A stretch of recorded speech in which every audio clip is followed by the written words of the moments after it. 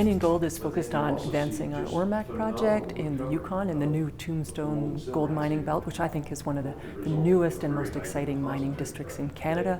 We have a 4 million ounce inferred resource at 0.6, which we put out in 2022, and we're focused with our drill program this year, which is a very aggressive drill program of 60,000 meters planned on expanding that resource and finding high-grade starter pit areas, as well as de-risking this project with the metallurgy, the environmental baseline, and the other technical work that we really need to do to show that this is an economic project. We've been drilling since January, started January 26. We're 38,000 meters into our drill program. Today, we've released 45 of the 155 holes that we've drilled to date. Really excited with the consistency that we're seeing, more results showing that this is a really robust deposit. Lots of great results, 45 meters of a gram, showing that this is really a tier 1 asset. We really want to show the growth potential here. And our drill results are doing that in spades. So, lab debays have had a slight impact on us. We're dealing with a sheeted vein system where we can see the density of veins, so that gives us an indication of grade. It doesn't tell us an exact grade, but you can see approximately how many veins per meter, and that's a good indication, or if you see the presence or absence of vein. So we're not hindered by this, and if we're concerned, we can wait for assays. We're getting about 2-month turnarounds up till now. There's been a little more of a delay now that the other companies that started later in the summer have started to get their samples into the prep lab.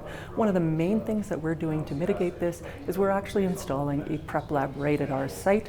We spent a lot of time doing the ground preparation for that. It has arrived. We are installing it this week, and we'll have it operational here in September and through the fall as we continue to drill through November. We're unique in being year-round, so it really makes sense for us to install a prep lab. We'll share some of the cost with Victoria Gold just down the road, and that will give us a huge advantage and get our lab times down to less than a month. People think of the Yukon and they think of it as seasonal, but we've been able to show that that's not the case. When you have the exceptional infrastructure that we have, roads, power, cell phone service right on our property, it enables us to effectively work round. We've limited that a little bit. We started in January this year. We drilled to December 15th last year. That's a huge advantage for us because drilling in the winter can actually be very cost effective and efficient. It allows us to use the snow rather than having the expense and the environmental liability of building roads. And we're very, very efficient at it. Our team are northerners. We know how to operate in cold temperatures, and it's going to let us move this project forward much more quickly than our peers who can only work seasonally for 3-4 months or have a remote fly-in operation. We've got a main highway right through our property that allows us to safely and efficiently operate on our property for at least 11 months of the year, which is a huge advantage. The first reason really is that we've delivered on what we said we were going to do. In 2019, we promised a resource, and we came back right on par with what we thought we had. 2022, we delivered another resource exceeding expectation, delivering on our shareholder commitments.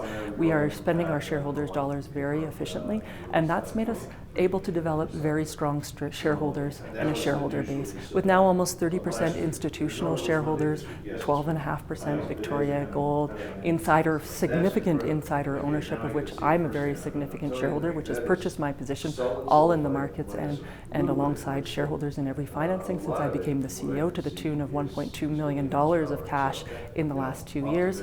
That's a real difference for us, and I think it's a standout. We were able to finance in June. In our last financials, we had $18 million. So we'll be going into 2023 with a strong treasury, enabling us to execute a very strong drill program as well as cover all our G&A, and that's good timing to have money in the bank.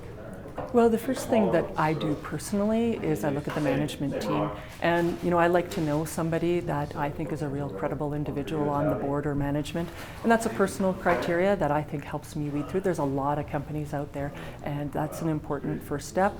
And then I start to look at the quality of the geology and the jurisdiction.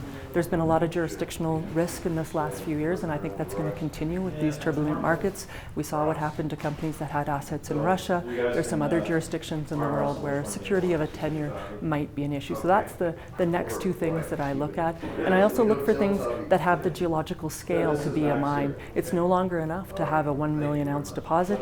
You need to have that scale that's actually going to attract investment. So that's the next step. And then I go through the other steps of looking at things in more detail, and I try to keep it limited to a number of stocks that I can handle following in my own personal investment portfolio.